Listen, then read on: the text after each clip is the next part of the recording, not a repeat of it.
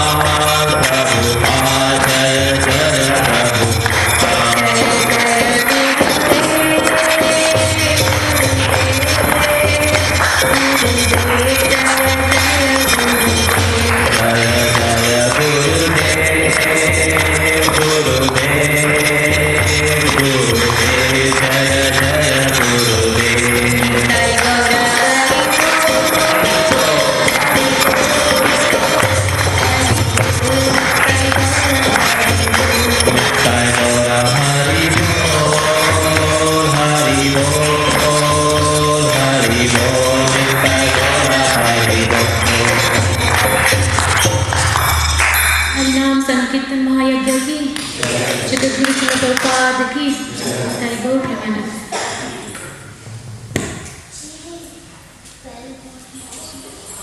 Hare Krishna. Welcome all of you.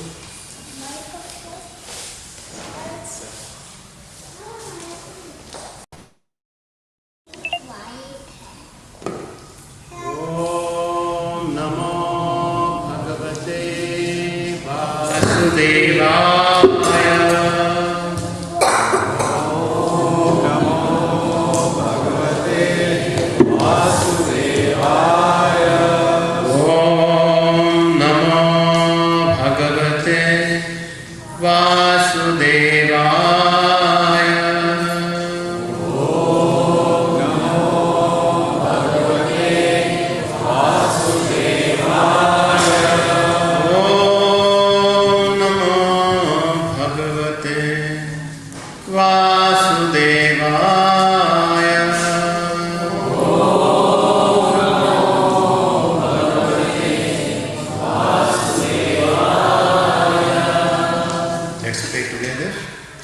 Krishnaya Vasudevaya Devaki Nandanaya Cha Nanda Gopakumaraya Govindaya Namo Namah. Om Ajnanatimirandhasya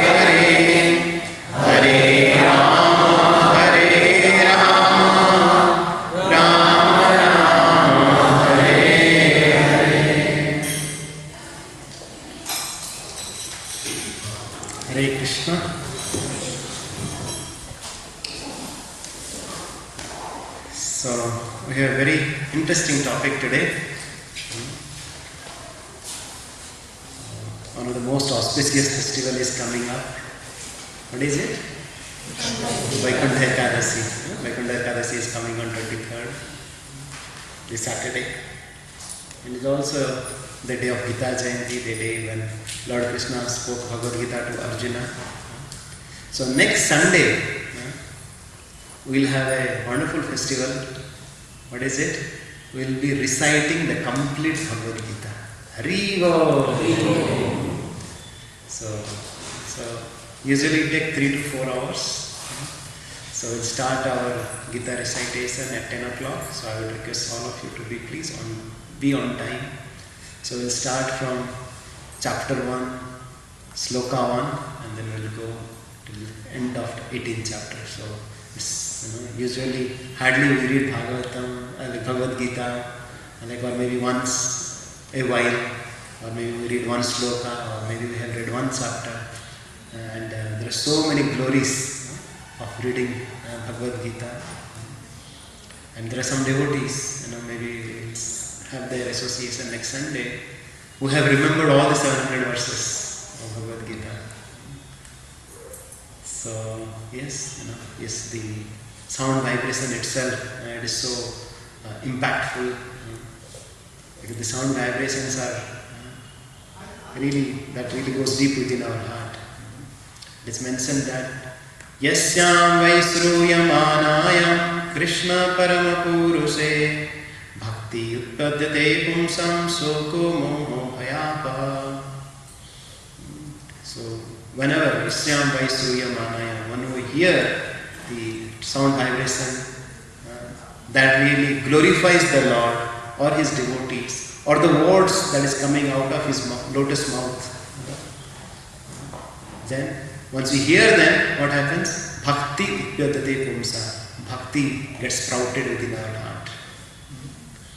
And another side effect is there. And then not only you get bhakti, but also you lose something. Always get scared if you want to lose something. You want to gain more and more and more. Always. But once we hear Bhagavad Gita and Bhagavatam, we'll also lose not one thing, we'll lose three things. We had discussed earlier this verse. What are the things we lose? Soka, Moha, Bhaya. Everybody is fearful. Everybody is, lamenting. Oh, I lost that. Oh, I had done this one. Everybody is having lamentation. Everybody is having so much of anxiety. Everybody is having Bhaya.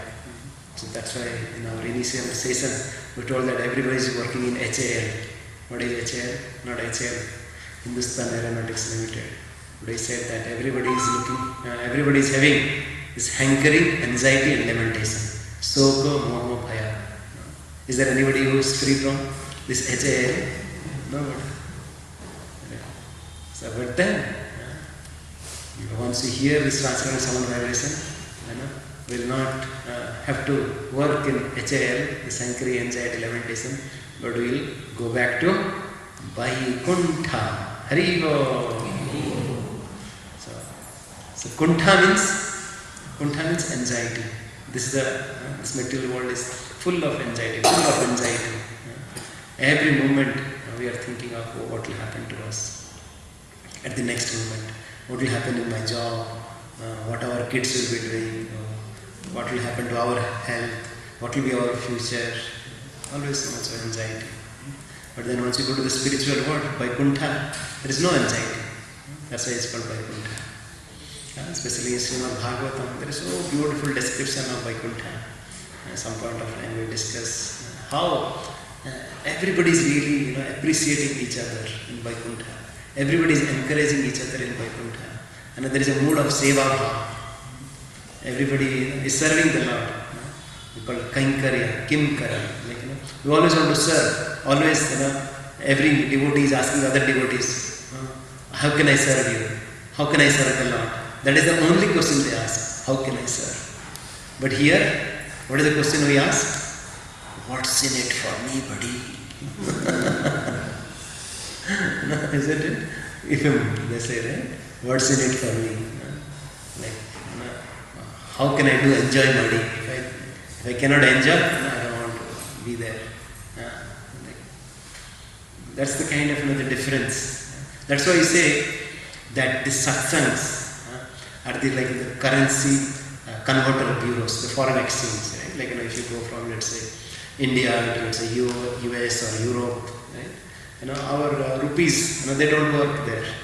What if you go to US, you have to, convert your money from rupees to dollar, or you go to US, Europe, you have to use euros, right, or pounds, whatever it is. So similarly, in the spiritual world, this bhoga bruti that we have, the enjoying mentality, won't work there. Because there, everybody understands, there is only one supreme enjoyer. Bhaktaram yajna tapasam sarva loka maheshwara suhridam sarva bhutanam gyatva mam santi ruchiti. Lord is saying in Bhagavad Gita 5.29 that I am the enjoyer, I am the proprietor, I am the controller. Right? There is only one Purusa, there is a Param Purusa, Lord Krishna. And then, of course, he enjoys, not only with himself, he enjoys his devotees. He wants to give also to his devotees. But here, like all of us, we always think that, how can I really enjoy myself, right? Sometimes, Srila Prabhupada says that we have selfishness and extended selfishness, right? Yes. We think of ourselves, and then we think of our family, we think of our society, we think of our city, or maybe Nama Karnataka, or then India, then our Earth planet, or maybe our species, human species, right? Like we extend our selfishness, but it has to be linked to me only. Wherever I appear, that is the greatest place, that is the best place. But then once we come and the association of this beautiful scriptures, then we understand that how everything, everyone is really part and parcel of the Lord. Everybody, is really having this power. Everybody is really Satchidananda. Everybody can really connect to the Lord. Everything is a property of the Lord. And then we don't differentiate. Last session we talked about Vidya Vinaya Sampanne, Brahmane Gavihastini, Suni Chaiva Sapakecha, Pandita Samadarshana. The Pandita, true learned person, he says everybody is a part and parcel of the Lord. Right? And then in that session also we talked about there are three purposes of all the Vedic scriptures. Anybody remembers?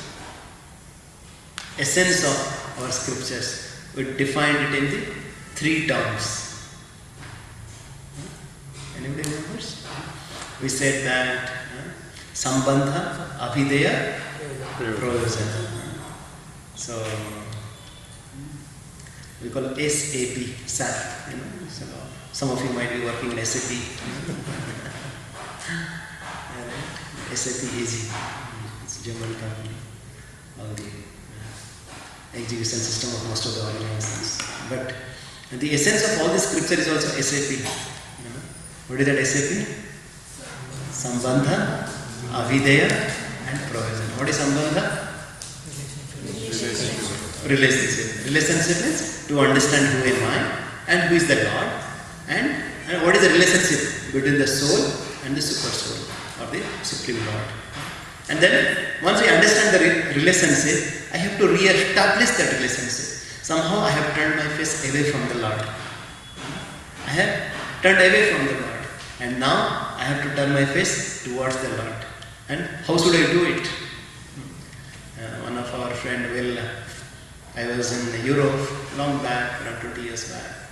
I met one of our devotee, that time was not so much, and then he was saying that, that how the people of India are so fortunate. They are so close to the Lord.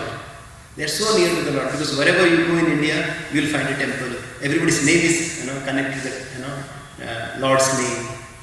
Right? And there is so much the spirit atmosphere is so spiritual. Right? But then, especially in West, everybody is really focusing on the skin, on the body. How can I really enjoy with taking so many nonsense things, enjoying in so many obnoxious ways. It's very horrible. Right? Everywhere you go, you step out of your house, you see that there is, only thing is that how can I really, just enjoy. Right? And then he was saying that yes, we are very, very far from the Lord. We are very, very far from the Bhagavan. Right? But the only thing is that especially some people who, by the grace of Srila Prabhupada, this movement, and they have taken this to this process of Krishna consciousness, knowing God, understanding God. So now they are going towards God, though they are very far. But the people of India, though they are very close, they are very near, but they have turned their face away from the Lord. So that's why it is very easy for the people of India, once again to turn their face towards the Lord and practice Krishna consciousness, to practice bhakti.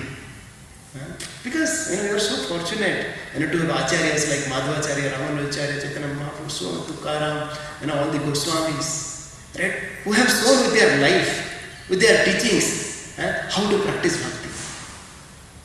How we can really release the bliss of life by practicing bhakti. Why, we hear all these Goswamis, they had so much of opulence, right? They had so much of opulence, but they left everything. Right? They were searching for something beyond the so-called richness of this world. But then once there's a nice prayer of Dhruva. All of you know Dhruva Maharaj, like what he was really praying to the Lord. Oh Lord, I want to have the property, even much more than my great-grandfather, what Brahma is it. Somehow or other my father, Uttanapad, could not give me right place, right, and my stepmother, didn't speak so well, and then he did tapasya. But then, with his so strong determination, that's why it's called Dhruva. He prayed so austere, right? And then once Lord appeared to him, he asked, "Oh Lord, all this richness of the world, they are like the glass pieces, broken glass pieces, and you are really like true diamond, right? And I was so foolish that I was really looking for the broken pieces of glass, and now I have in front of you. I don't need anything else. I just need to take center of you." That's what, that was not the story of, some millennium years back. And even acharyas, we hear, they have lived through their life. They have really shown that, how this pleasure of this material world, they are so cheap, they are so shallow. But the pleasure that we get in front of the Lord, along with the devotees, it cannot be compared to anything else. That is the really, pleasure. And that should be our purpose of life. Right? And today, we are discussing on this topic, which is really about how we can subordinate our material pleasure to get this spiritual pleasure. How we can subordinate our material pleasure to get the spiritual pleasure. Okay. So, because we are talking today about this fasting, Ekadashi was fasting. But for your information, our ISKCON movement is a feasting movement. Okay, it's not a fasting movement. Okay, so the Srila Prabhupada, who is our founder Acharya, he has given the purpose of ISKCON very clearly, without any ambiguity. What is that? What is that? Okay, let me read it for you. Please, be attentive. What Srila Prabhupada is saying in one of the purport, what he has given. Lord Chaitanya's pastimes are very pleasing because the basic principles of Lord Chaitanya Mahaprabhu's movements are chanting, dancing and eating Krishna Prasad. He made his headquarters in Jagannath Puri and would dance, chant and then immediately call for prasadam to be distributed to the devotees. They were so pleased that every day hundreds of men would come to chant and dance with Lord Chaitanya. The temple proprietor, the king of Orissa, Maharaj Prataprudra, had an open order to the workers in the temple to supply as much prasad to the Lord Chaitanya's devotees as they wanted. Therefore, his pastimes are very pleasing. Chant, dance and take prasad. If one is captivated by the pastimes of Lord Chaitanya, simply by chanting, dancing and eating prasad, the dirty things in his heart will become cleansed. The heart of anyone who takes to this movement of chanting, dancing and eating Krishna Prasad will surely be cleansed of all dirty material contamination. So now we are clear what is the basic principles of this Krishna conscious movement. What is it? You see, in one purport, how many times Srila Prabhupada emphasized it? Right? If you say once, you may ignore it. But now, throughout our life, we will not forget this one. What is the purpose of this Krishna conscious movement? Are you clear? Yeah? Okay. So, now let's proceed. Right? So, yes, we'll talk about how this fasting is also a feasting. That is the kind of a discussion for today. So, first of all, what is Ekadashi? Anybody knows? What is Ekadashi? In Shukla Paksha, 11th day. 11th day. Ekadasa. Right? It's 1 and dasa. This is a number, right? So Ekadasa. And as Prabhuji said, in the waxing moon and the waning moon, like of course we have like 2 fortnights, right? And lunar calendar. Right? This is a lunar calendar and solar calendar. So once the moon revolves around the sun, right, every day, right, it goes 12 degrees. It goes 12 degrees, as it revolves around the earth, this moon. Right? So like we have the famous festival like Akshar Tritiya, Ganesh Chaturthi, or Basant Panchami, or Sitala Sashti, right? We have Durga Ashtami, or Ram Navami, or Vijaya Dasami. Similarly, we have Ekadashi. So like each of the tithis, there are some special days are there. So in a month, how many Ekadashis are there? 2 Ekadashi. In a year? Yeah, simple math. Right? Yes, 24. Right? Of course, some people, they think that Ekadashi means, especially if you ask Maharashtra, there is one Ekadashi. What is that? Ashadi Ekadashi. Right? Or if you ask in South India, what is that Ekadashi? They will talk about one Ekadashi, Vaikuntha Ekadashi. But just to emphasize that there is no one Ekadashi, there are 24 Ekadashis in a year.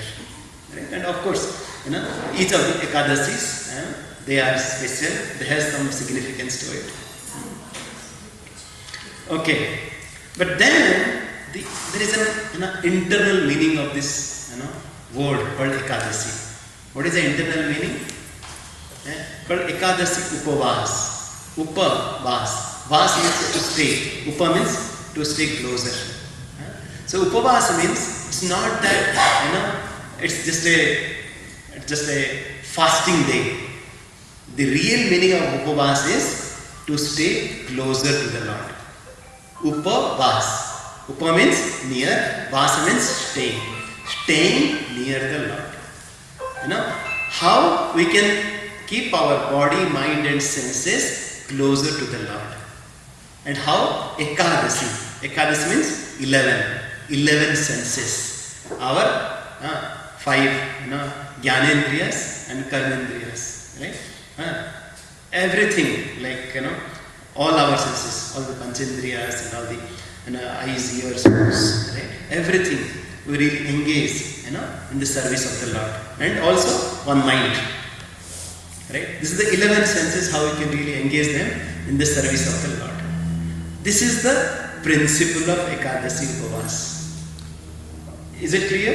The essential principle is that how we engage our body, mind and soul, or all the 11 senses in the service of the Lord. It's not that Ekadashi Upavas means just a fasting. The Ekadashi Upavas means to stay near the Lord and engaging all our senses for Him. And now comes why we should observe Ekadashi. Okay? There are so many reasons, but we will just speak on few of them. So we always see that the audience is really scientific. We thought that we'll quote also some scientific reasons why we should observe Ekadashi. So some of the terms might be a little heavy, or maybe some of the terms we might use it as a reference to our biology and physics and geography concepts. Okay, let's see. Okay, so how many pairs of chromosomes we have? 23 pairs, or 46 chromosomes. And what is the purpose of the chromosomes? DNA. These are like DNA strands. They really carry like the properties of the body, the genetic properties of the body. And all these really are nothing but like this advanced complex proteins like the building blocks called adenine or cytosine or thymine or like ATCG, guanine and something like that, right? So these are the different protein blocks, right? And whatever we are discussing, as mentioned here, this is done like not we are taking from some mythology, right? This is really science, like for which There are three scientists called Elizabeth and Carol and so on. They really won that Nobel Prize for it. So earlier, once you really talk about this,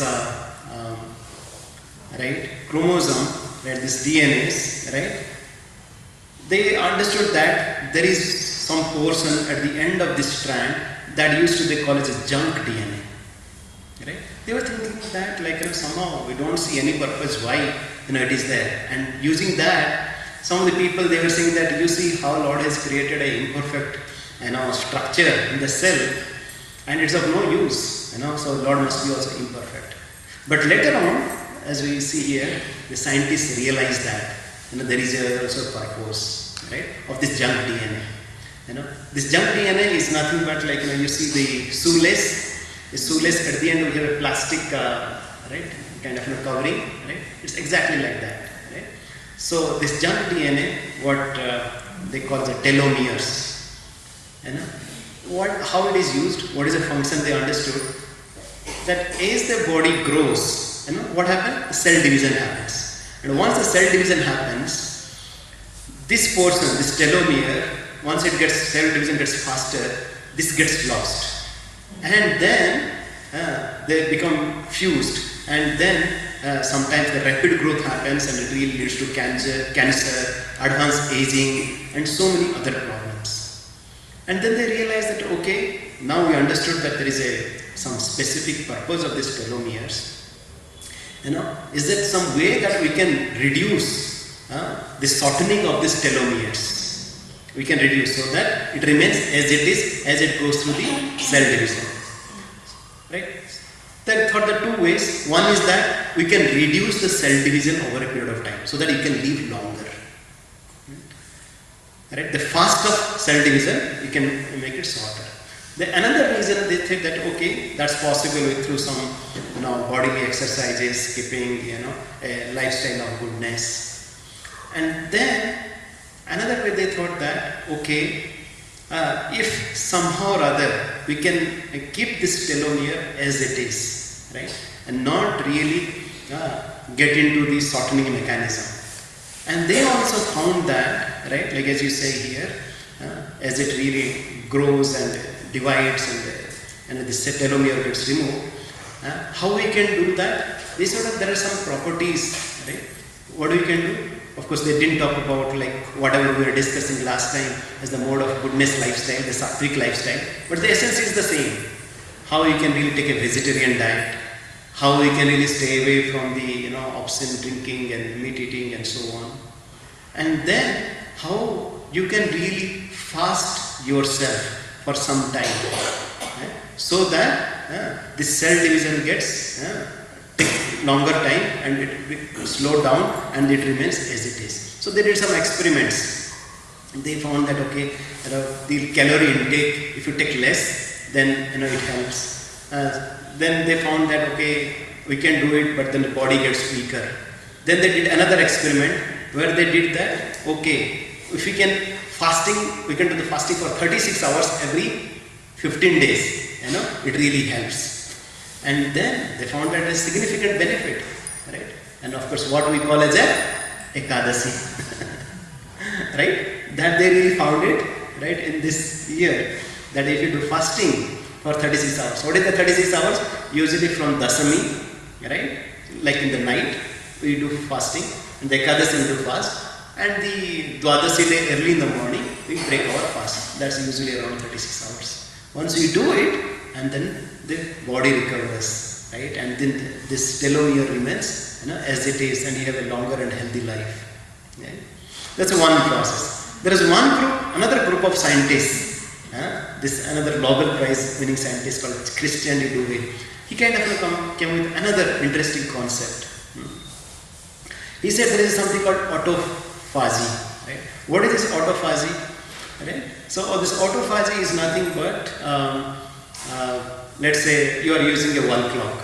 Right? In a wall clock, you have a batteries. Right? And right, when the battery is getting discharged, it's not that you have to throw out the complete wall clock. What do you have to do? You have to take out the battery and you have to use another battery. Right? So similarly in our cell also, this complex cell, there are some organisms like some entities such as nucleolus or this RNA, DNA and all that stuff. They somehow if it gets degenerated, gets inactive, then this process of autophagy, it really cannibalizes them. It really kind of cleans them, right? That's where you get free from all the toxins, right? And what they call as a clean house essence. This is the this acts as a tovi in our complex cell. Right? Sometimes we really go through the complex structure of the cell. We understand how scientific it is and who has created that. So much of there's a powerhouse. There is a heating house. There is a how they pre-production house. There's so much of complexity is there, right? And how Lord has created everything so perfect there. So this autophagy, right? They understood that if it is not that cleaning process doesn't happen, then it leads to, as you see, so many diseases, like cell death happens, cancer and all the neurodegenerative diseases, dementia and fatty liver and so on. But then, how we can really trigger an effective this autophagy process. They also linked it, right, to this process of fasting and this process of autophagy. They said that same, if you do this intermittent fasting, it really helps in cleaning our body and removing our toxins from the cells. Right? So this is the two, right, scientific reasons. And now there is one astronomical reason. What is that astronomical reason? Like our mind, we call as a man. This mind and this moon, they are also connected. That's why somebody is really mad, they call him lunatic. Like from lunar comes the lunatic. Right? There is so much of link to it, and we'll see how. So once again, some physics, some geography now. So what is it? So as we have sun, right, and we have earth, right, and the moon, right, and the earth rotates around the sun, and the moon rotates around the earth, right? And when the moon comes in between the sun and earth, when they are on the straight line, either we get the new moon or you get the full moon. Like we get the, it's completely dark, we get Amavasya or we get Purnima. Or when, like the moon is here on the right angle, we get the Ashtami Tithi, right? So that's how it really revolves around it. So what happens, as you can see here, so as you can see here, there is a gravitational force, like just like Earth as a gravitational force. Similarly, the sun also has some force, and the moon also has some force, the attractive force. With that, that's why we see so much of high tides on Purnima day or on Amavasya day. You understand that? Why? Because of the force of the sun and moon. Right? And then we also got neap tides, they say, on the Ashtami Tithi. Right? Because that's also in line with sun, and also that is, we get closer to the sun, and also it becomes right angle with the moon. So that's why you get those neap tides on the Ashtami Tithi. So the essence of drawing this out is that, yes, on Purnima day and Amavasya day, right, there is a high tide. And we also understand that in our body, we have, this is 70 to 80% water is there. And similarly, the water content in our body also gets inflated, right, on this day. That's why you might have seen in most of the families, if somebody is really diseased for a long time, right, and they see that, oh, this Purnima is coming or Amavasya is coming, especially from 11th day to Purnima day, usually they take a toll, right? If they are about to die, then they really die during that time, because the body becomes so severe, like a lot of the disease becomes aggravated during that point of time, right? So they really die, right, from 11th day to 15th day, because the disease gets aggravated. Because as I said, the water content really also gets pulled by this gravitational force of the sun and moon. And So not only it is there in this ocean we see in our body, but also some scientists they did this experiment in the plants also. In the plants also they saw that how they did this experiment with one plant called this Arabidopsis thaliana, that how this root growth happens also with a 24-hour cycle, right? What is called one full orbit of the that right? And then how the volume of the water molecule, it even if it is a nano range, but there is an effect due to this gravitational force. And they also say that how there is a this lunar cycle is also pretty having a strong correlation with the mood swings people have on every 14.8 days or around 15 days, right? This all the bipolar swings, all the mood swings we call, right? This happens in alignment to this gravitational force of the sun and moon, right? So I just try to quote, right, from the different Nobel laureates or from the from this big scientific articles, just to prove that how there is a close correlation, right, of this effect of this forces on our body, right? So it's not that okay, whatever we take, whenever we take, it's okay, so chalta hai, nahi chalta hai, right? That's how we really understand. Right? We consider it's okay, we can take any time food, we can sleep at any time. Of course, last time we discussed very much in detail, right? What are the qualities of ignorance, what are the quality of mode of passion, what are the quality of mode of goodness. So these are also scientific, and that's why Lord has given us Bhagavad Gita and all the scriptures, so that we can live a regulated life. Because it's a science, right? And we talked about this moon and month.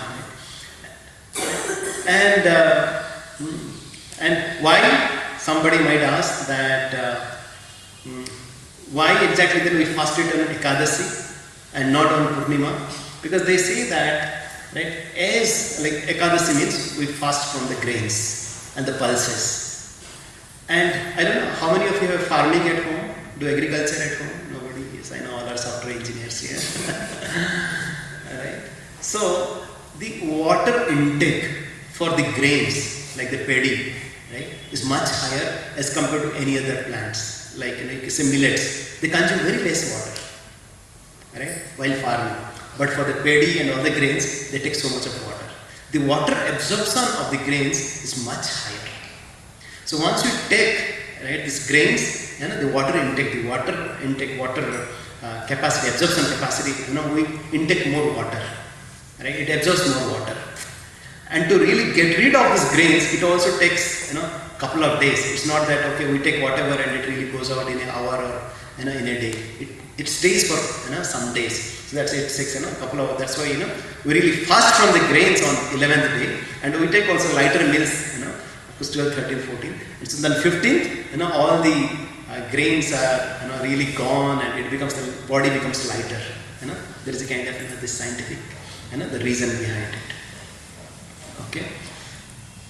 So now coming back some stories from our Puranas, right? Why you observe Ekadashi? We talked about scientific reason, we talked about astronomical reason, right? Of course, there are some Ayurvedic reasons also are there. That how, right? Like this Patanjali Sutra, they also says that how the fasting is really good for our body. So it really mentions that, especially who are the meat eaters, they have to fast for a month in a year, and we see that some of the traditions or the religions who are really completely to the meat eating, they fast for a month from morning to evening. And especially who are really living on the vegetarian diet, they are recommended to fast to clean our body, to get rid of all the toxins. So from the Puranas perspective, there is this story of which is really related to this Vaikuntha Ekadashi also. They say that this is the first Ekadashi, this is on this day this pastime had happened. There was a demon called Mura, it's called Murasura.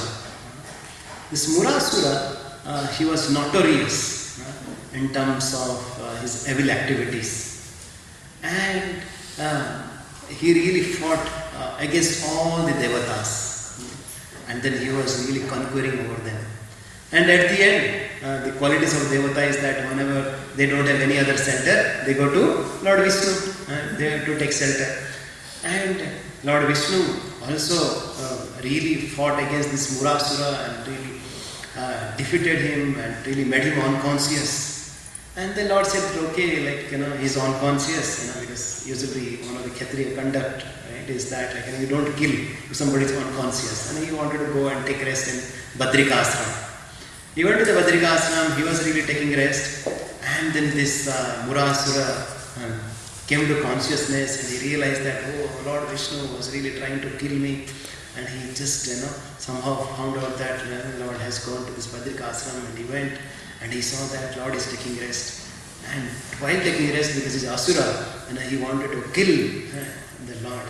At that point of time, there was a divine, blessed lady appeared from the Lord, and she really killed this Murasura.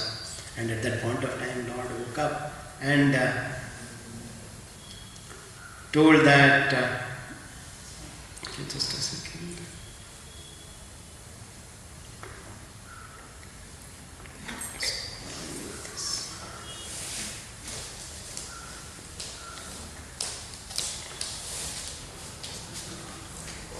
Just no, there's no problem here. Some problem here.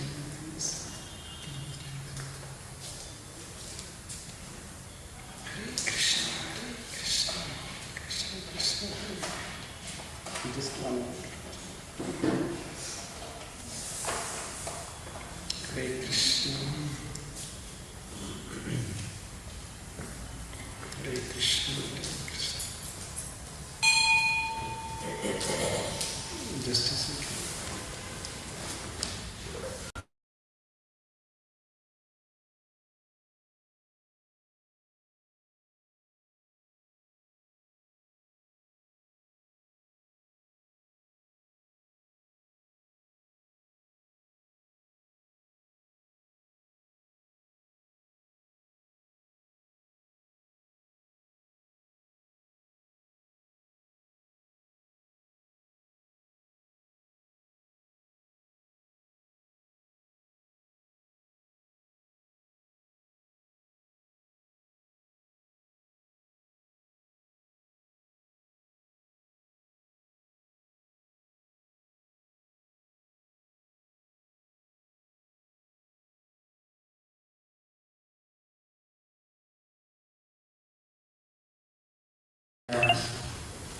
At the time Lord appeared, Lord woke up and asked this lady, who are you? And then this lady said, oh Lord, I am your Dasi, Eka Dasi, I am your Dasi. And please, what exactly is my duty? Tell me now. And then the Lord said to her that yes, you have appeared to annihilate the demons, right? And yes, you please continue to do so. And whoever worships you on this day of Ekadashi, they will become very close to me. And that's why it is called also Madhava Tithi. This Ekadashi is called Madhava Tithi. This Tithi is very dear to the Lord. That's the boon Lord had given to this Ekadashi. He says that whoever worships you, whoever does any kind of a devotional service on that day, they will become very close to me. And then there is this one more pastime that is there in Padma Puran. And this is a story between Janmini Rishi and Vyasadeva. And in that pastime, it is mentioned that how Lord once went to Yamlok. And there he saw that how people are suffering so much because of whatever the sinful activities they have done. And Lord, being very compassionate, was thinking that how all these people will be delivered.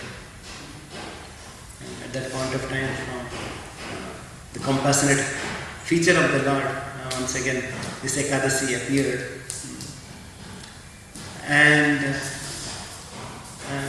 And she said that, oh Lord, because you wanted to give your mercy to all the living entities, definitely they will be delivered. And at the same time, there was the representative of the Yamaraj, who was called Papa Purusa, who was in charge of punishing all the people. And he came forward to the Lord and said that, "Oh Lord, now with this blessing of this Ekadashi, by performing this Ekadashi, everybody will get delivered.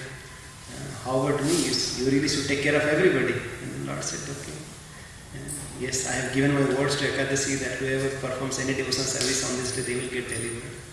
But on the day of Ekadashi, it is mentioned that, okay, if somebody eats grains, right, you can recite there, and then these persons can really be your victim, right? They can really go to the Lord." This is another Puranic pastime. So, there is a very nice prayer by Lord Brahma. Very beautiful prayer. He says that Samasritaye padapallabhaplavam mahapadam punyayaso murari bhavam budhirvatsa padam param padam yadvi padam natesam. Lord Brahma. How many of you know this Brahma Vimohan Leela in Krishna's pastime? You know that how all the cowherd boys and the cows and calves, they were stolen by Brahma to test whether this cowherd boy is really going around, eating the butter of all the gopis' house, and he is taking the remnants of his friends. Is he really the Supreme Lord? Even sometimes Brahma gets confused about the identity of the Supreme Lord. And after that he wanted to test, and he took all the boys and cowherd boys and cows and calves. And then the Lord realized that, okay, Brahmaji wanted to test, right? Okay, no doubt, no problem. And then as soon as he took, Lord created another set with the same boys, same cows, calves, with the same turban, same speak, with the same, attitude, same speaking, attributes. Right? When they went back, their mothers and fathers, they were not able to distinguish them. Even they were more original than the original ones. And in turn, they also developed so much love. Like all the parents, they developed much more love because always they, somehow or other, they had developed so much of love for Krishna. And now same Krishna is in their house. And of course, later on, Brahma realizes that okay. And he was really playing with the fire. And after that he comes and offers his prayers unto the Lord. And then he prays this verse in glorification of Supreme Lord Krishna. He is saying that Samasritaye padapallabhaplavam. Samasrita. Whoever has taken shelter at your lotus feet, O my Lord. Samasritaye padapallabhaplavam mahatpadam punyayaso murar. Mahatpadam. On your Mahatpada, on your Parampadam, right? And you are known as Murari. We just talked about how he or his potency annihilated Muradima. You are known as Murari. Bhavam Budhir Vatsa Padam Parampadam. And whoever takes shelter of you, what happens? This Bhavasagar, which is so huge ocean, with so much of these crocodiles and whales, which is about to devour at any point of time. This whole big ocean, it gets transformed to Vatsa Padam. Vatsa Padam means calf. The water that is contained in the calf's foot. Right? So that you can cross over this huge ocean so lightly, without any effort. That is the benefit of taking shelter of the Lord Murari, of taking shelter of Lord. That's where you can really go back to Vaikuntha so easily. Right? We talk about on Vaikuntha Ekadashi, we visit the temples to go to Vaikuntha. Lord Brahma is giving this formula how to go to Vaikuntha. Samasritaye padapallam, by taking shelter of the Lord. Otherwise, in this material world, Brahma is saying padam yat vipadam na tesam. The quality of material world is what? Padam vipadam na tesam. Every step there is danger. Isn't it? We have seen that, right? You must be like, I heard that somewhere in Hof Farm, a group of people, they were standing and suddenly the sumo came some time back and it really, there was an accident. And or you really go in some train, some couple of months back, thousands of people died, right? And why it happens, how it happens, every moment there is some danger, right? And how to get rid of the intelligent people, they really think that how can I really get out of this world, the place where there is a danger. That's why we call this place, it's not a hotel but a jail, right? How can you really get out of this jail as quickly as possible and go to Vaikuntha? So yes, and our acharyas have given this this formula, how we can really take shelter of the Lord and we can go back to Vaikuntha. So we talked about that different reasons why we perform Ekadashi. And then our acharyas also mentioned there is a devotional meaning, there is a devotional purpose also. That once we do bring some discipline in our life following this Ekadashi, and our devotion increases. Through this discipline of performing Ekadashi, our devotion increases. So, like last time we were discussing a lot about these different modes, and then we talked about we have to come to Suddha Sattva. Everybody remembers what are the different modes we talked about? First is Tamasic, Rajasic and Sattvic, and then Suddha Sattva. And we said that the mode of goodness is not good enough. And we gave the example that, what is the example we gave? That okay, somebody is in the jail, somebody having iron lockup or silver lockup or gold lockup. What exactly? You don't want anything. You want to come out of that jail. Right? Similarly, it's not that okay, I want to have a happy life in this world and I want to be, just enjoy my life. It's not possible. As soon as you come, you have to suffer. Janma, Mrityu, Jara, Vyadhi. All the Mother Durga will give us these three classes. We will have to go through these problems. But then we have to come to the transcendental mode of goodness and we have to do the devotional service.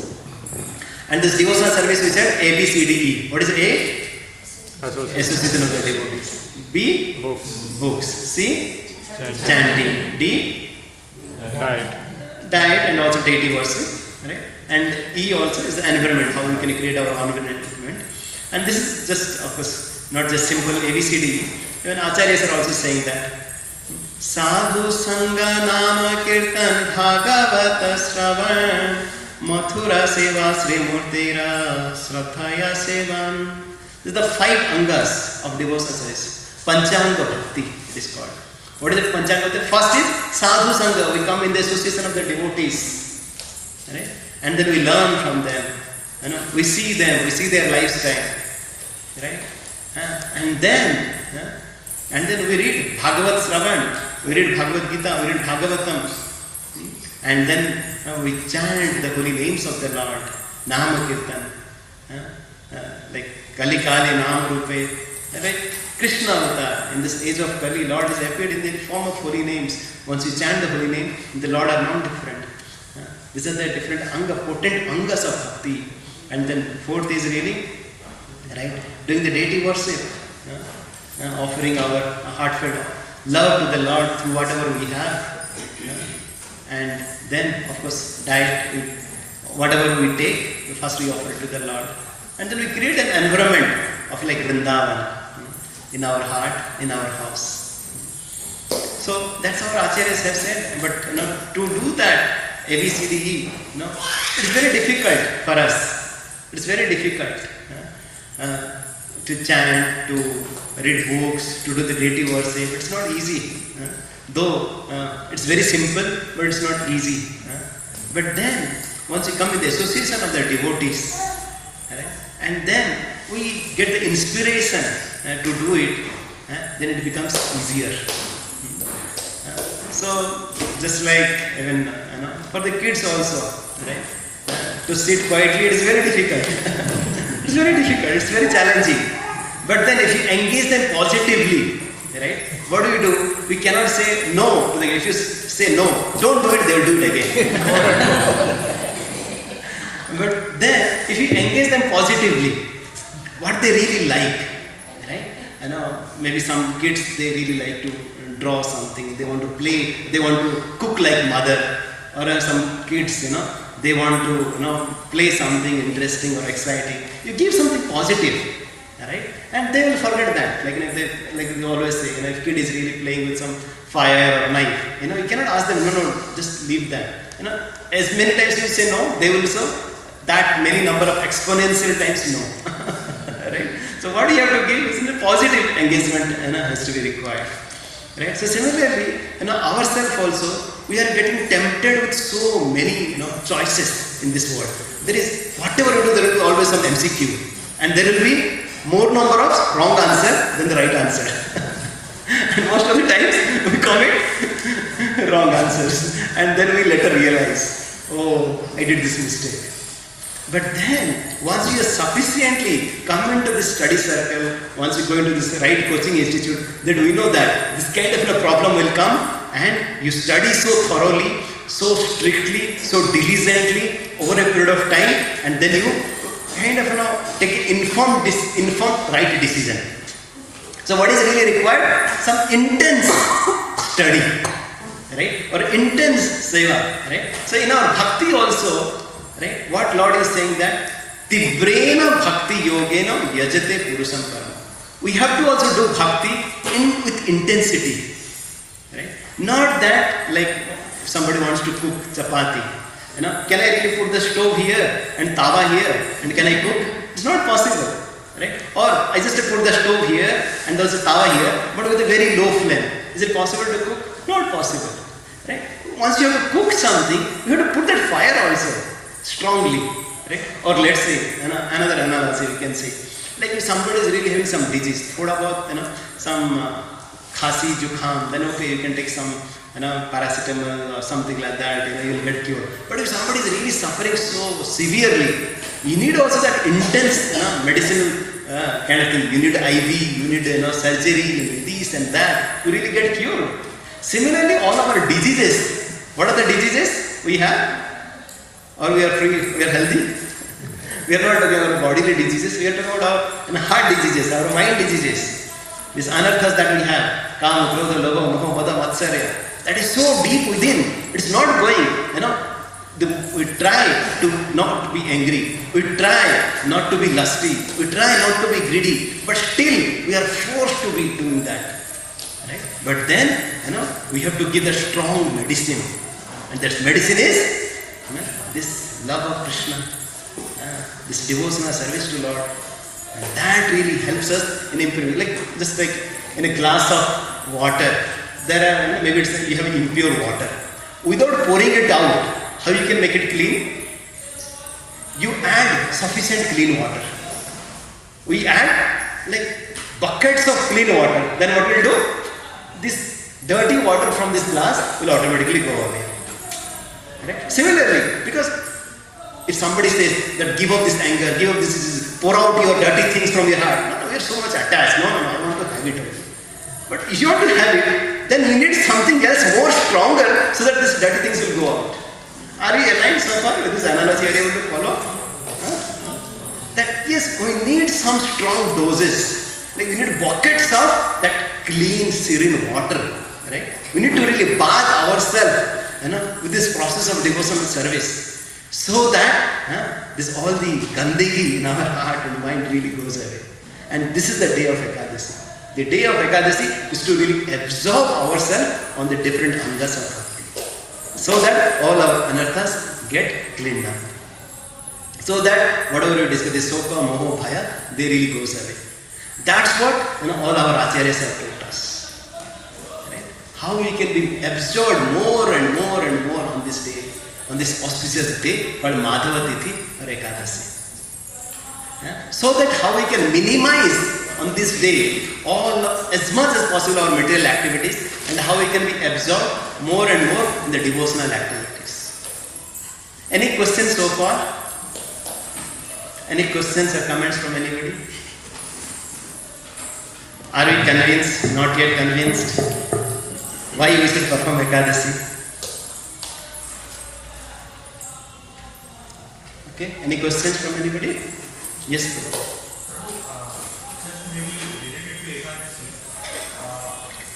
I'm not having very clean knowledge on that, so I want to, if you can enlighten on that.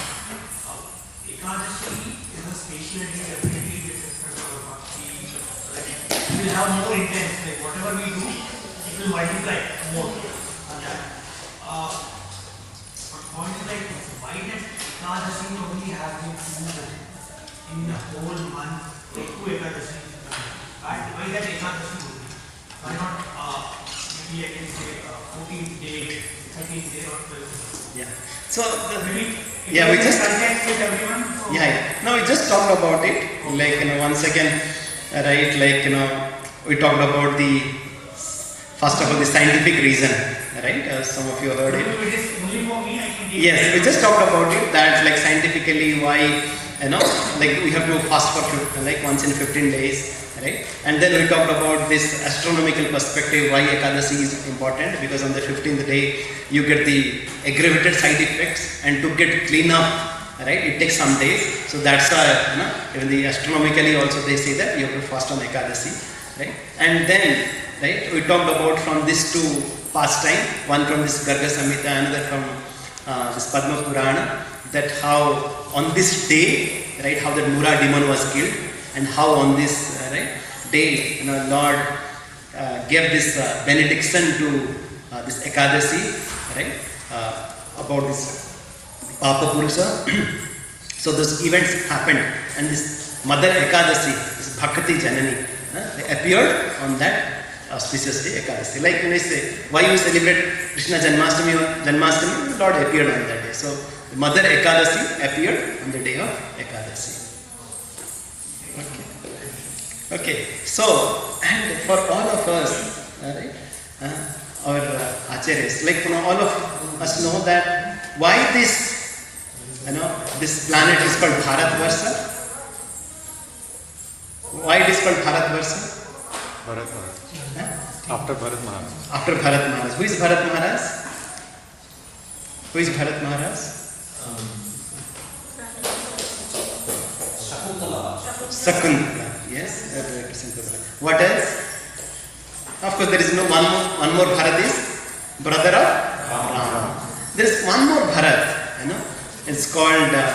There is a King Risa or Lord Risa, right? Who is also an incarnation of the Lord, and he had 100 sons, and his eldest son was Bharat Maharaj. Okay, so there are different Bharat. Of course, our place is called Bharat Maharaj because of this Guru Bharat Maharaj. But here, to this Bharat Maharaj, and the Lord Rishabdev is given a very nice instruction that what should a human being should do. What a human being should do.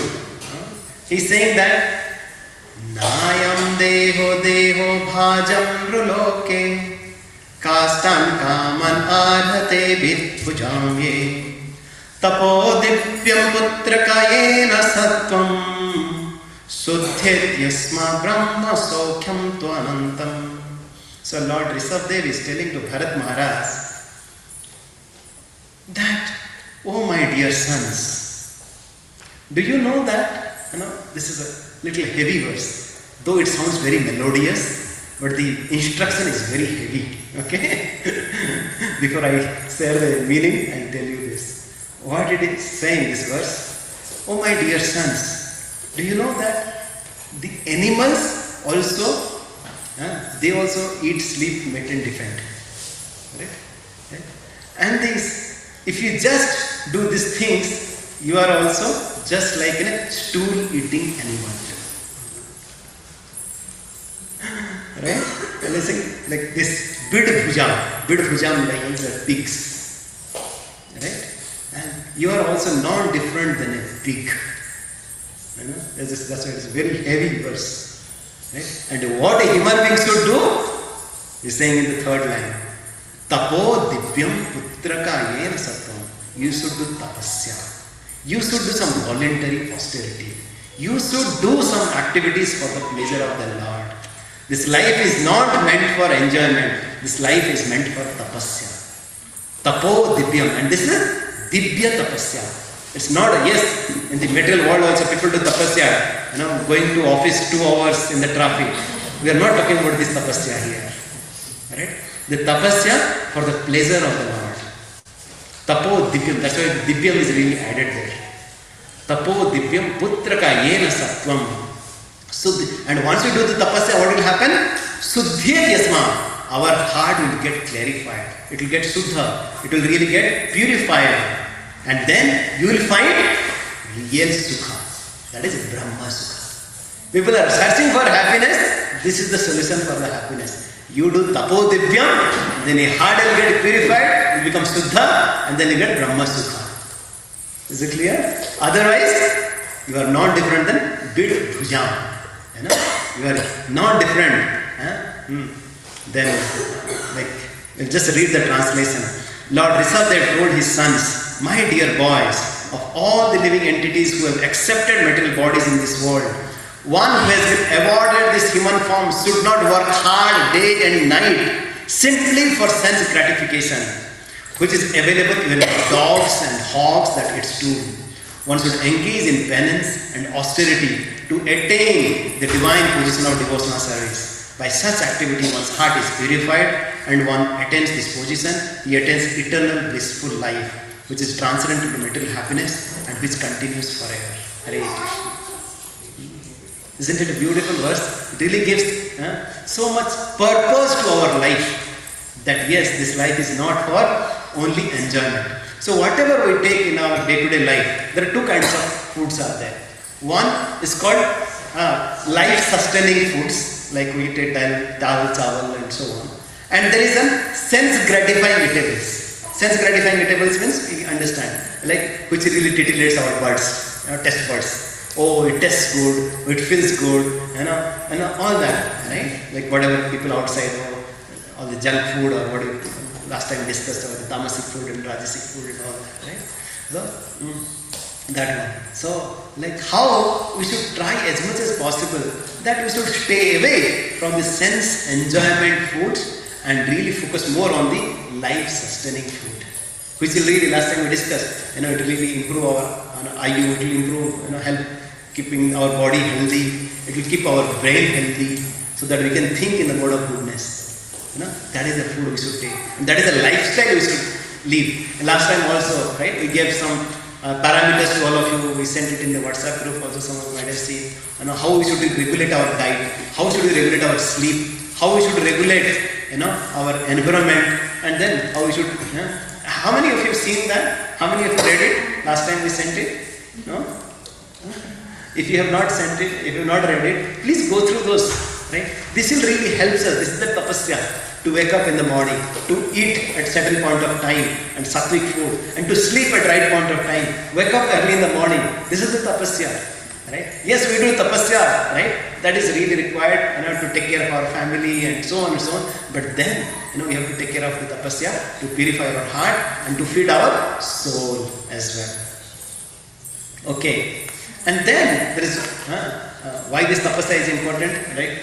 Lord is saying in Bhagavad Gita also, these are the three things that everybody should do. What is that? Yajna, Dana, Tapa. Nobody should be free from these three activities. Everybody should do yajna.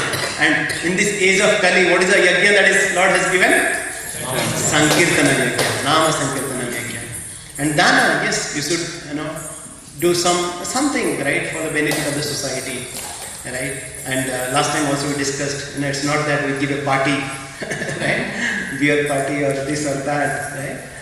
Or we should do some dana just to do, right? For our glorification, to showcase ourselves, to keep ourselves center. Right? But we should do dana, like we should do shastra dana, like this month we said that we should distribute Bhagavad Gita, we should distribute, this prasad. We should share our time and energy with everybody so that everybody gets benefited.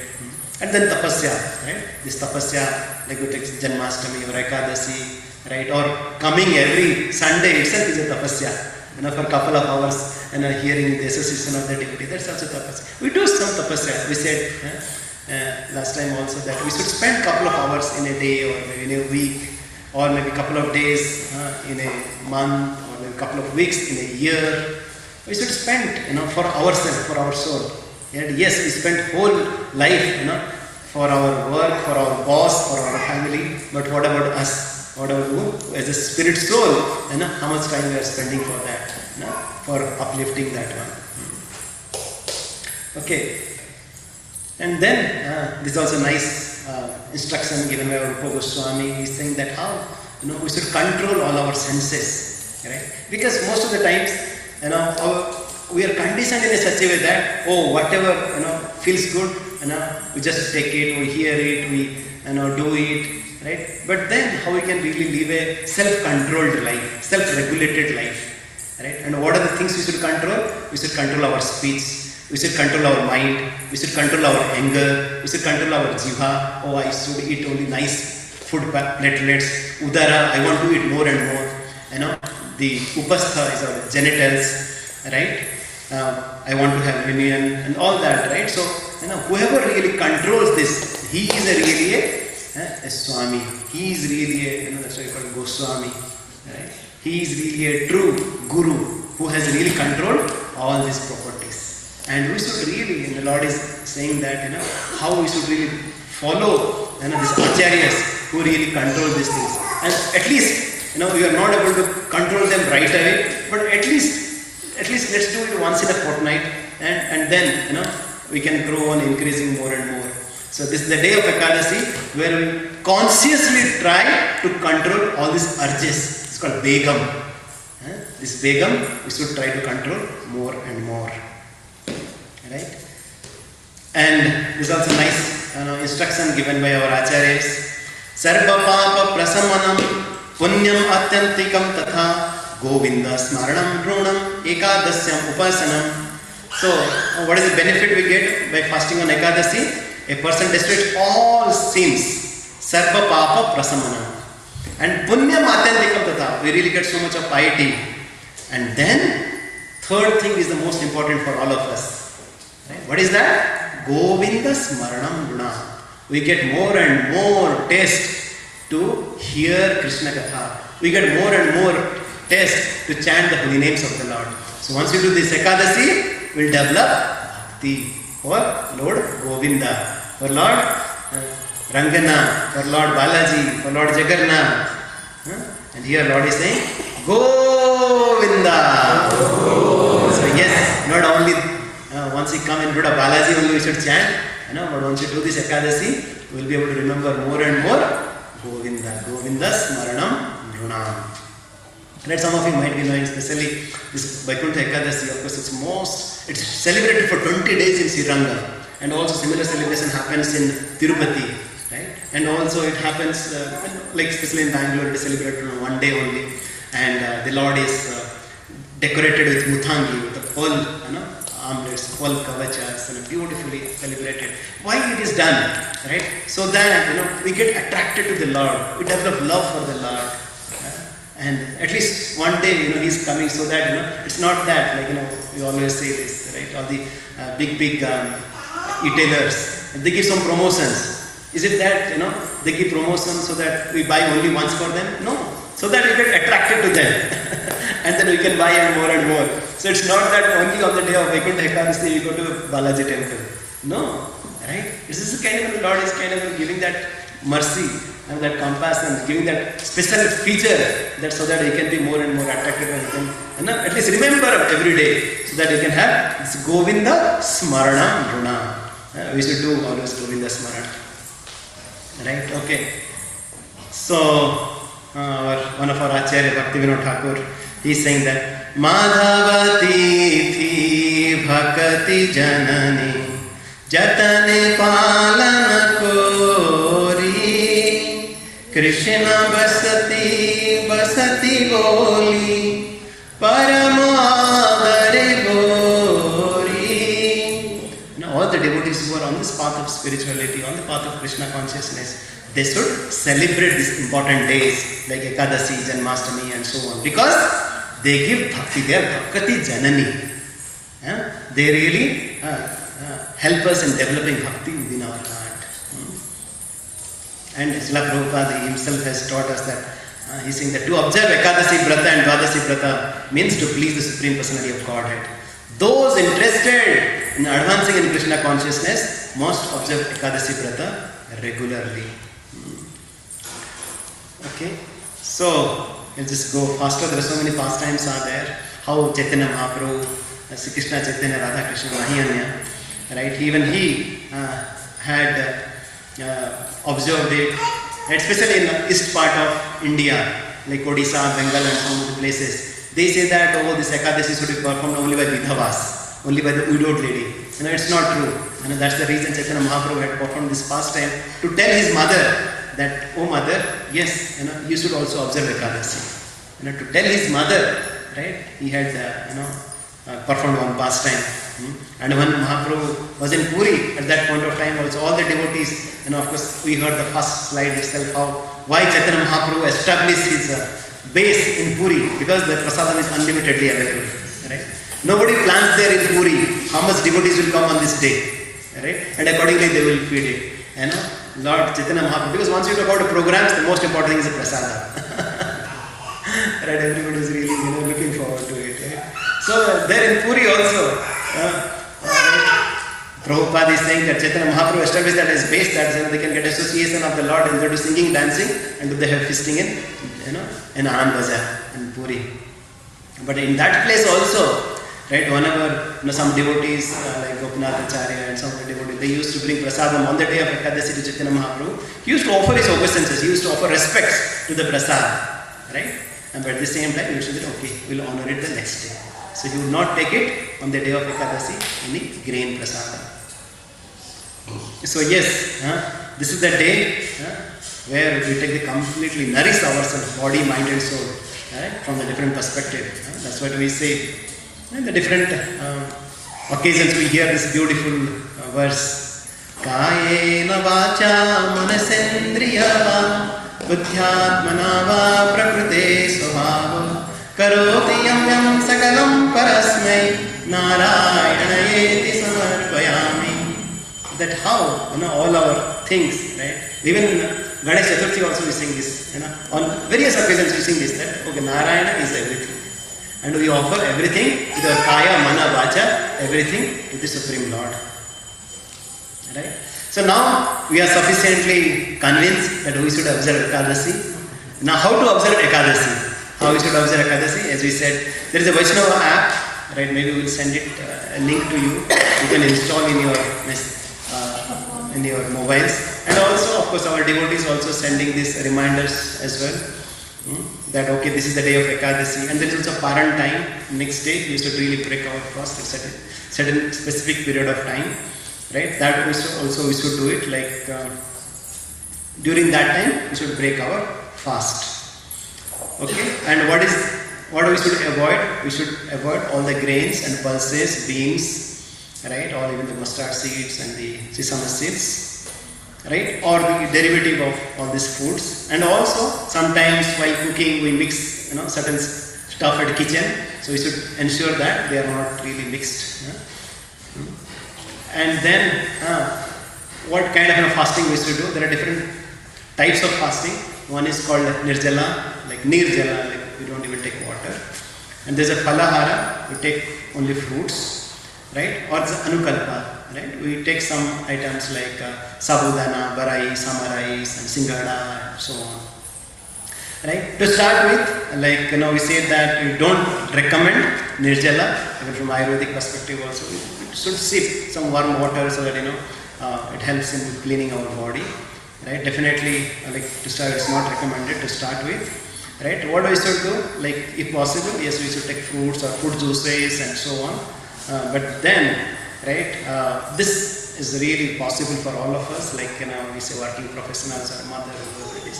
We can take, maybe we can send you also, sometimes the people get weird, oh, what will we really cook on this Ekadashi? Now you can really have a feast on Ekadashi. they prepare different types of puri and dosas and some vadas and things like that. But the purpose of once again of Ekadashi is not to feast all these things, right? But especially for the kids, like we say that this Ekadashi should be observed between 8 to 80 years, right? For less than 8 years, they are exempted. Higher than 80 years, they are also exempted. But yeah, of course, if somebody have health reasons, definitely they should consult doctor and senior devotees, right, to do that. But otherwise, as far as possible, right, we should stay away from the grains on the day of Ekadashi, and we can take help of all these different substitute items, for our nourishment. Any questions on this? Okay, yeah, we were just talking about, there are so many, recipes we can really find out from Hare Krishna TV and ISKCON Desire Tree, lot of devotees, they have done a lot of research, and you can really find out, what we can really cook on the day of Ekadashi. Okay, yes, just to summarize once again, the purpose of Ekadashi, the purpose of our bhakti is to really develop Lord and to develop love for the Supreme Lord. So that we should develop some activities which is anukulyena, krishnanusila. This bhakti is all about, we say it's silana, this is bhakti, this is an action, right? So this is not only about our intellectual conviction that, oh, bhakti is the highest, we should perform bhakti, we should develop love for the Lord. And at the same time, there has to be emotional connection. We should really feel that love for the Lord, that sort of bhavagrahina. Unless we develop love for the Lord, our intellectual conviction is, just goes for a toss, right? And not only we should have intellectual conviction, we have emotional connection for the Lord and His devotees, but also it should translate into practical action, with our hands, with our body, mind and senses. How we should really engage everything, in the service of the Lord, and that is called Uttama Bhakti. And on this day of Ekadashi, yes, we should engage more and more in hearing and chanting. That's why some of our devotees, they chant 128 rounds, some 192 rounds, some 64 rounds. Right? At least, we chant whatever rounds we are chanting, we can chant a little bit more. And not only the number of quantities we can increase, but the quality also. How we can stay away from the distraction. As we said, we need to absorb. We gave that example of chapati, you remember? Right? So we have to bring that intensity of our bhakti on this day. Stay away from the distraction as much as possible. We wake up early in the morning and we minimize all our other material activities. Of course, if you have work, definitely we continue our work, or if we have, as a mother, we have to take care of our children, not that we are shying away from the responsibility. At the same time, the prajalpa, the unnecessary gossips, the unnecessary activities, how we can minimize as much as possible. So this is we call our, earth is called Prithvi, right? There is this Prithu Maharaj. This is a beautiful prayer. He's praying that. What he's saying, we had also recited this verse earlier as well, but we wanted to repeat this verse. Very beautiful verse. He's saying that, that I want millions of cups to drink. I want to be a drunkard. A devotee wants to be a drunkard. How it is? He is saying that I want to be a drunkard. I want to drink. What I want to drink? I want to drink the nectar that is coming out from the heart of the devotees in the form of Krishna Katha. So I want to hear more and more Krishna Katha. Oh Lord, why you have given 2 years? Please give me millions of years so that I can hear more and more Krishna Katha. And for all of us, we should be happy with the 2 years so that at least we can use these 2 years properly and not use these 2 years to hear all the other gossips of the universe. Right? Whatever is happening in some part. Right? So he's saying that to Lord, when he appeared in front of him, this Prithu Maharaj, he's saying that Nakamaena tatadavyaham kvachin nayatra yusma charanam bujasava mahatamantar hudayan mukhochito vidhatsa karnayutam esamevara. Vidhatsa, give me this benediction. What? Karna ayutam, give me millions of years. For what? Because I want to drink the Charanam Bhuja Asava. I want to drink the leverage that is coming from your lotus feet. And where is that available? It is available in Mahattama Antar Hudayan Kochito. It is available in the Mahat devotees, in the pure devotees of your Lord, who are really speaking Krishna Katha. From them, right, your beverage, this beverage of, this intoxicated beverage that is really coming out from Mukhachyuta, from their lotus mouth. And I don't want anything else. Nakamayeta. Tadapi yaham kochin. I don't need anything else for my Lord. I do not wish to have anything else. Right? And yes, there are so many verses are there which really glorify this. Rupa Goswami, he is saying that Aghadamana yasoda nandana suno kamalanayana gopi chandra vrindavanendra pranata karuna krishno iti aneka sarupe tvai mamaratirucche Bardhatam Namadheya. So on this day of Ekadashi especially, we should Bardhatam, we should increase our Rati. Uchcharati, you should develop our strong desire, strong attachment, for Nama, for all these beautiful names of the Lord. What are the beautiful names? Aghadamana. Who is Aghadamana? What is Agha? Agha means? Sin. Who is that? Aghasura. Yes, Aghadamana.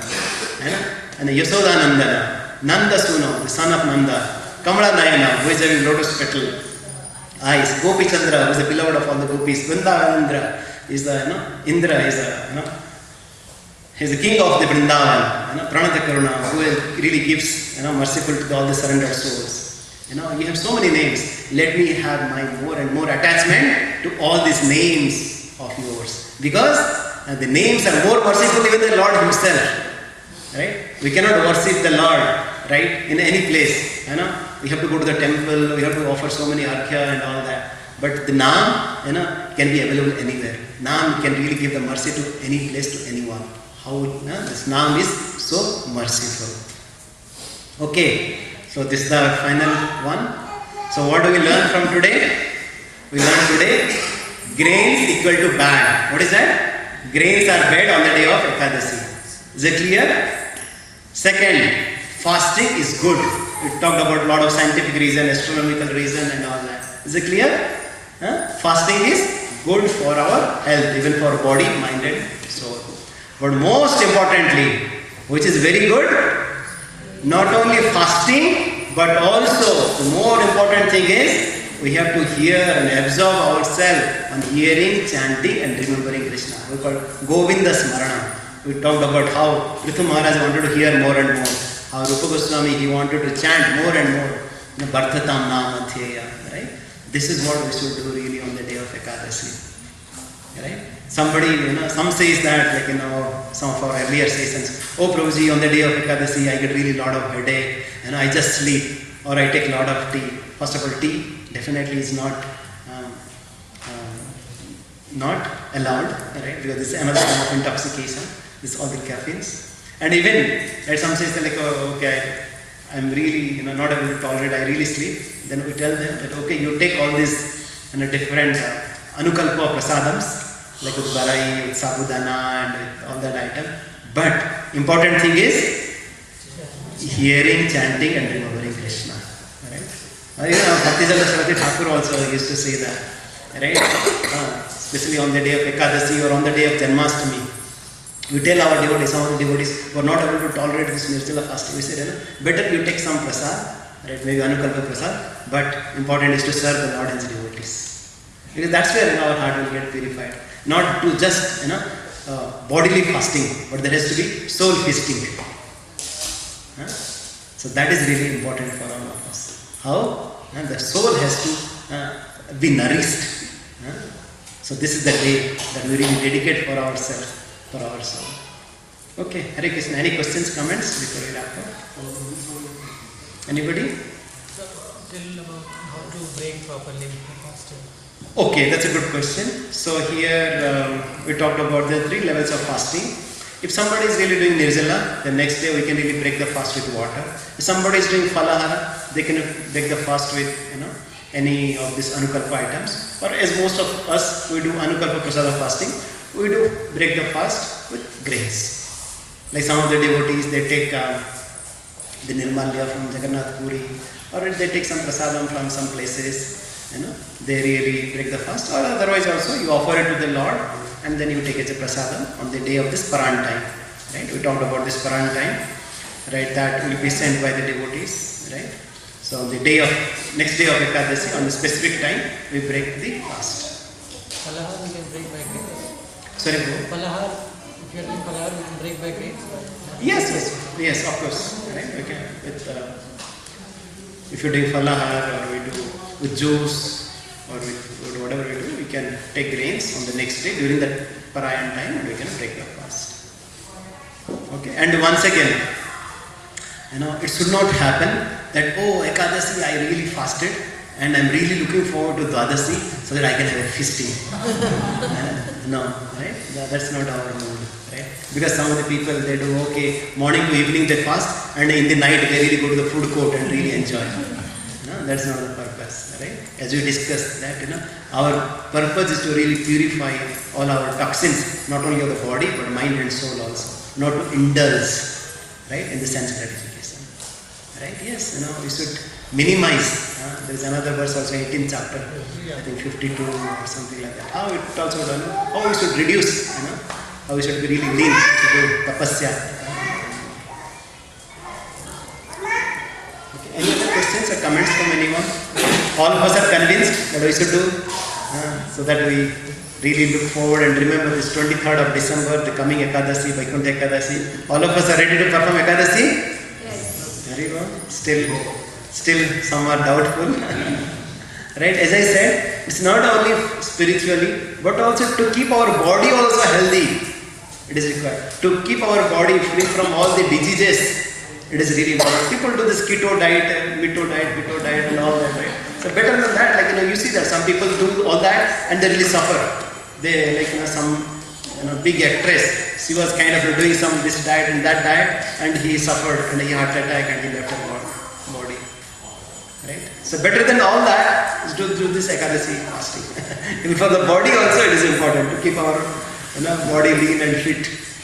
Right? But then we said, as a devotee, we don't do fasting only to keep our body fit. We keep to do this fasting for the feasting of our soul, to nourish our body.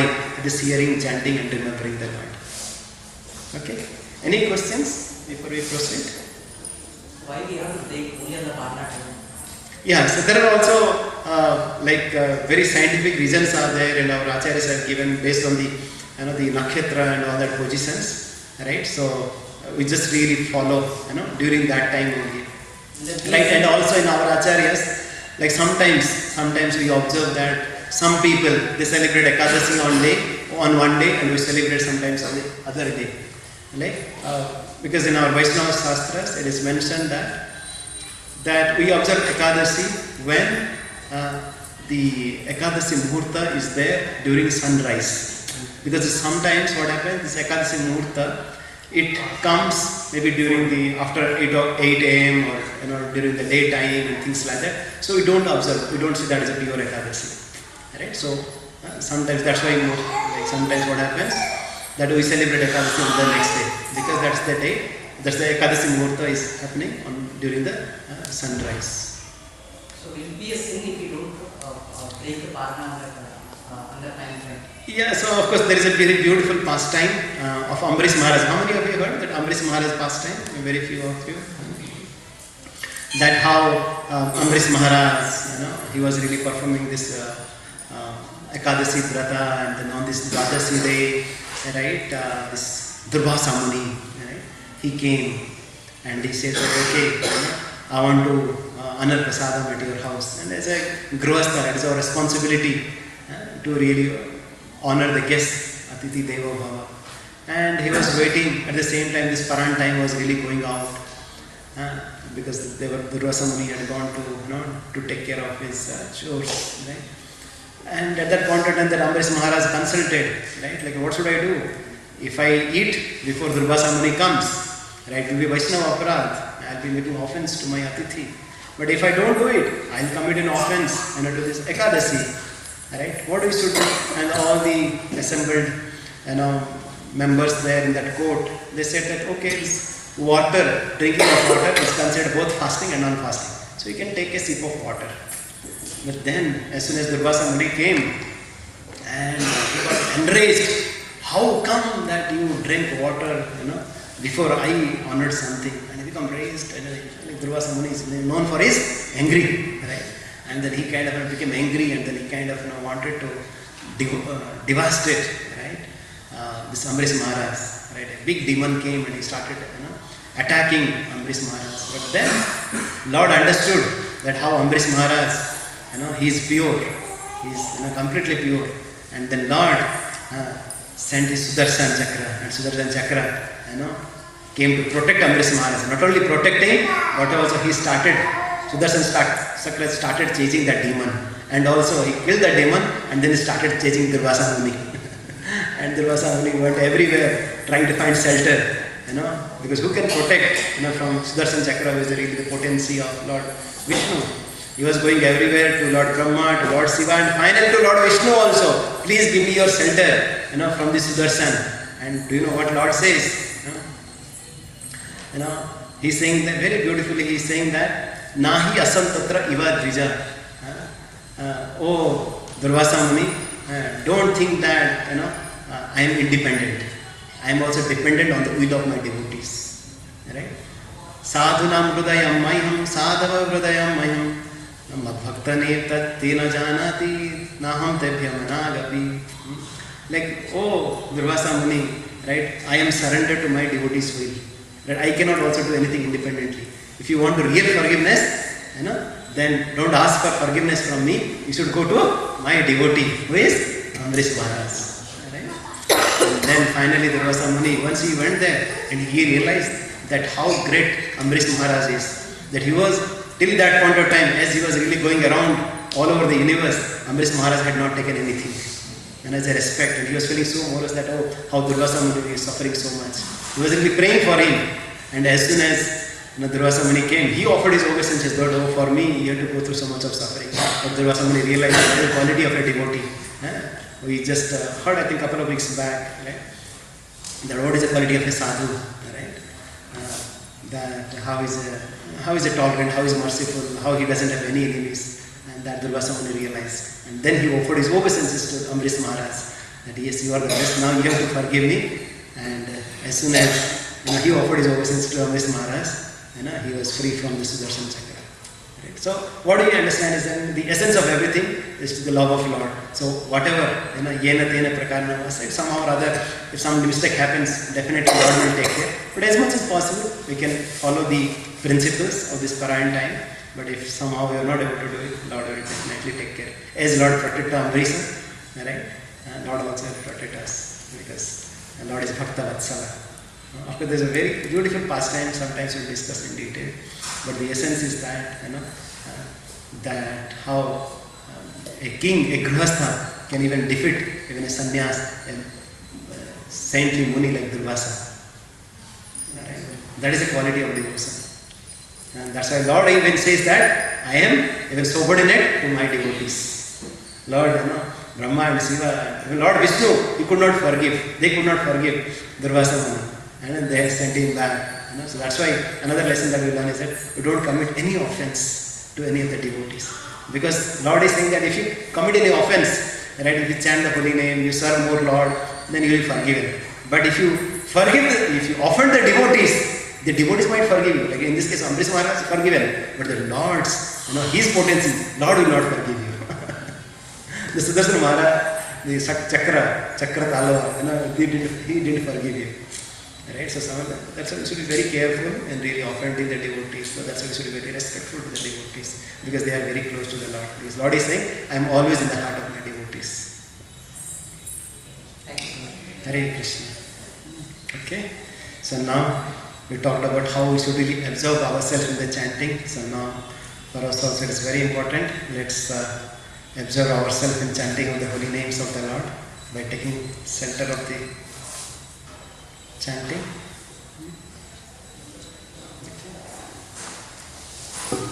So, because everything, whatever we know, whatever we hear, the essence is really chanting of the holy name. Right?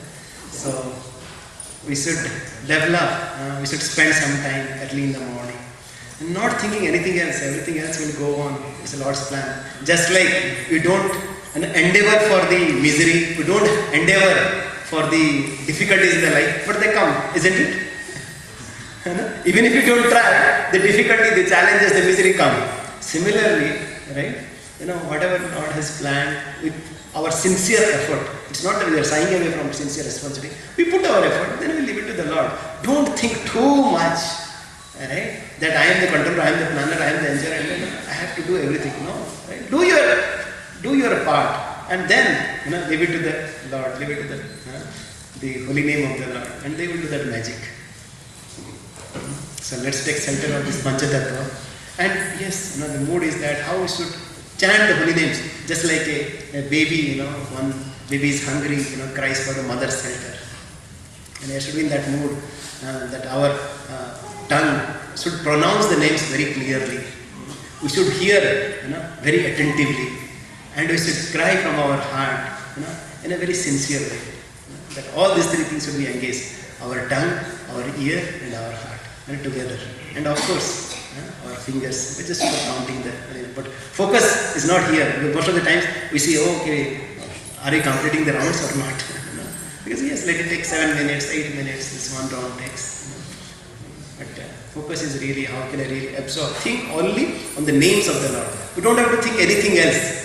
You have to just hear the holy names of the Lord. Hare Krishna. Just remember, just hear the holy names of the Lord. Nothing else. That's why Prabhupada says, just hear. Don't do anything. You don't have to imagine anything else while chanting the holy names. And to just hear.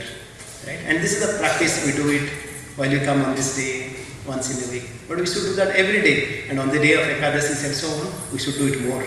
In quantity and in quality. Jai Sri Krishna Chaitanya Prabhu Nityananda Sri Advaita Gadadhara Sivasadi Gaura Bhakta Vrinda Hare Krishna Krishna Krishna Hare Hare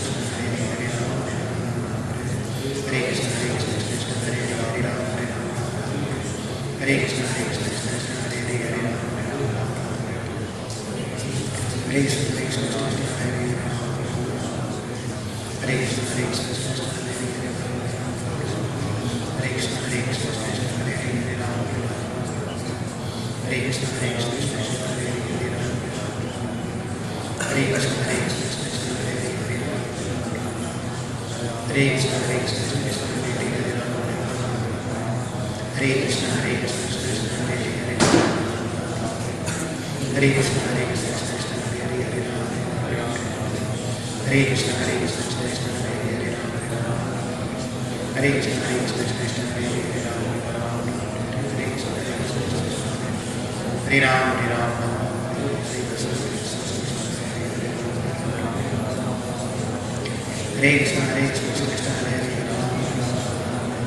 Hare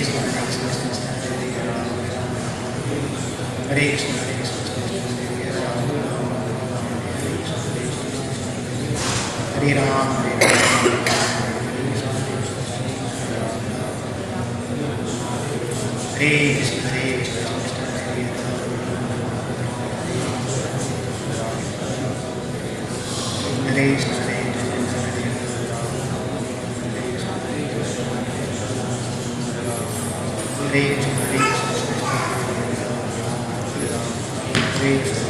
Hare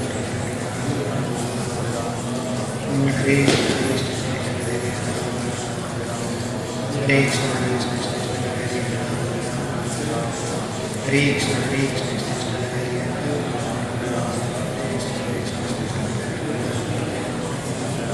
Krishna Hare Hare Hare Krishna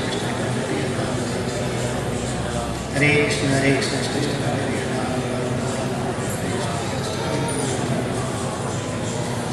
Krishna Hare Krishna Hare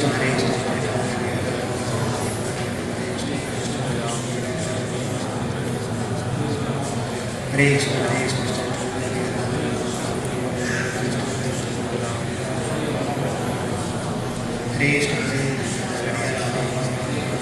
Krishna Hare Krishna Hare